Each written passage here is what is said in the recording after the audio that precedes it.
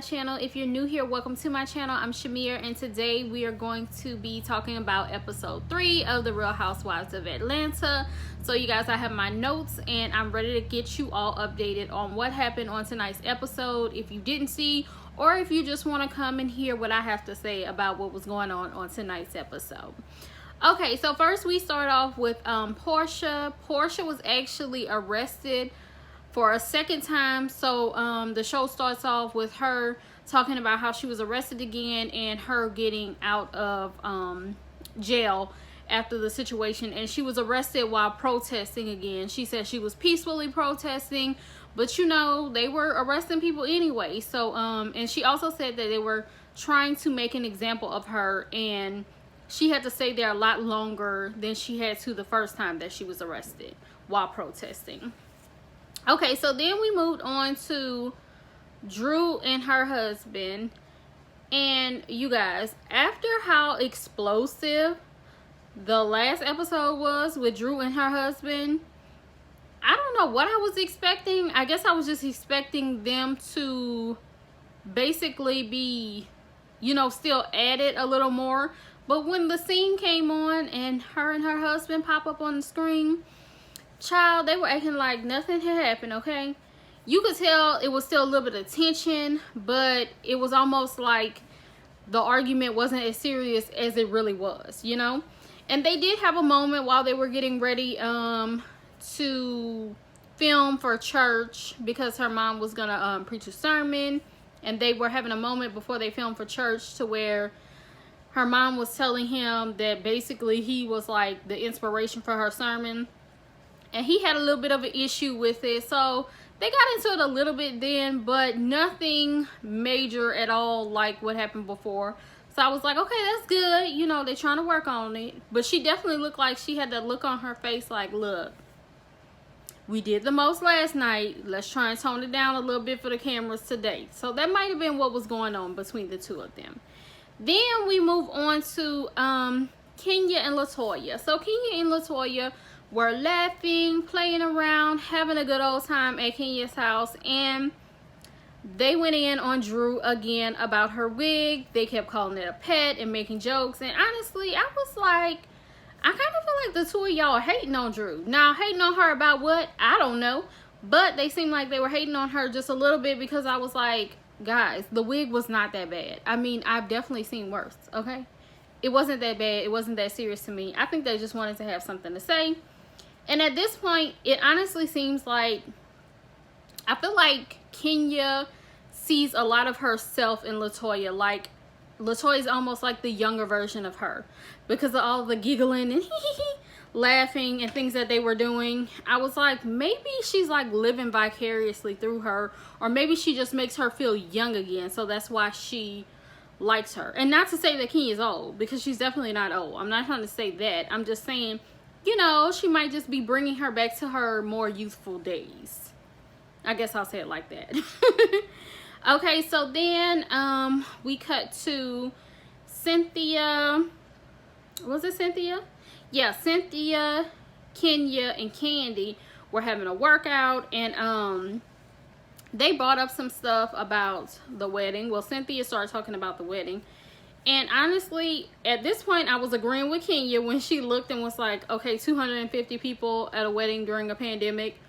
Like, that honestly is a bit much. Like, I don't see why Cynthia's not like, it's like she realizes it, but it's almost like, you know, just for her to have this wedding, she will push that out of her mind to have this wedding on this date. And so they also started talking about a prenup, and Candy was like, look, go ahead and get the prenup out of the way now. That way, if you guys are mad at each other, you have time to recover and all of that before your wedding date. And I was like, that is definitely some great advice.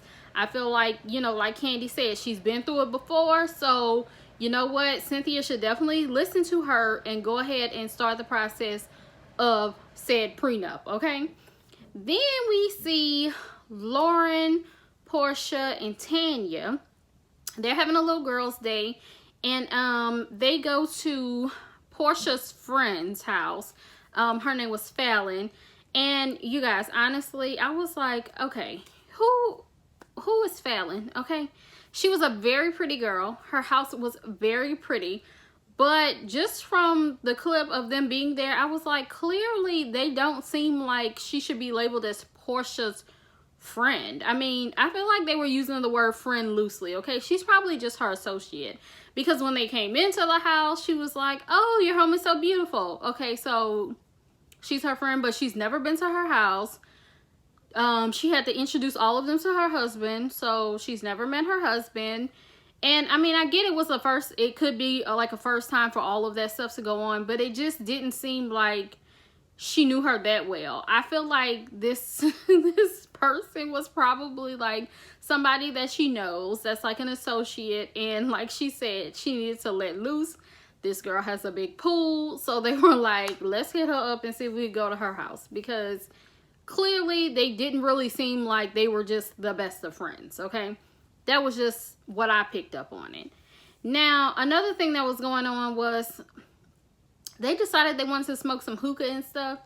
And they were like, you know, playing around, throwing each other in the pool and stuff.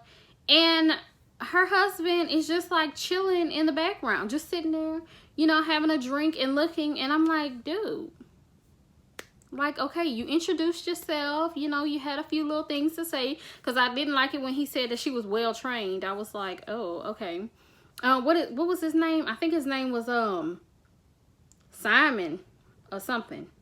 But anyway, so I was just like, okay, no, like, you know, after you introduce yourself, you could find something to do. You know, you don't have to just sit here and watch us the whole time. That's a little like creepy. Like, find something to do. Okay, and another thing that happened too that I kind of skipped was, okay, so before they actually got to the friend's house, they were in the car and they were talking, and Porsha was asking Tanya, you know, how her and her man were doing during quarantine. And she basically was like, you know, it's off and on, like, you know, they get along and then they're at each other's throat. And then Porsha dropped the bomb on us and was like, look, between her and Dennis, it started off like a honeymoon, but they've gotten into an argument that blew up and was out of control, and now they are no longer together. So yeah, that was something else. So I was like, okay, you know, so she was definitely confirming some of those reports that were saying that her and Dennis were no longer together at that point anyway. So then we get back to Drew and her husband. And you guys, in this scene with Drew and her husband, I was just like, okay, no ma'am. Just no ma'am on so many levels, okay? So Drew and her husband are packing to move into a like 9,000 square foot house that she said was around the corner. And they start having a conversation, and she's like, so is the house ours? I mean, I signed a purchase agreement.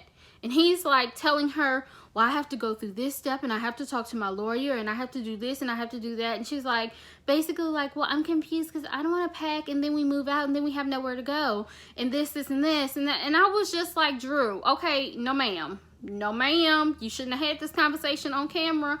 I am going to need for you to educate yourself about the home buying process before you get on national TV looking clueless with your husband, who clearly you even said out of your mouth wants to control stuff. Like, I really need you to you know, kind of know what's going on.